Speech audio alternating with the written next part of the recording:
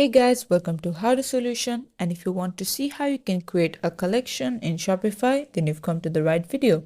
At first, go to your online store and then themes. From there, select customize and then select on add section and just select collection, like search for it and tap on collection list. So from here, what we're going to do is just head over to our Shopify store.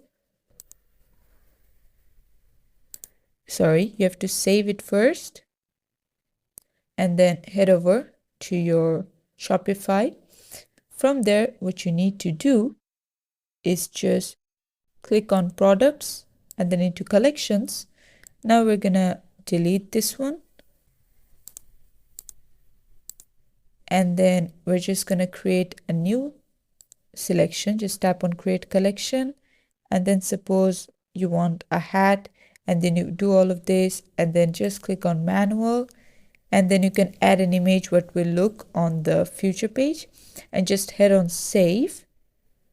After that, all you need to do is just go to products and all of your products will be here, and just search for hats. So all of the hats will pop up and you can select them all, and then you can click on the option button and then just click on add to hats, and they'll be added in this hat collection that we just created. Now all you need to do to display it is just go to online store,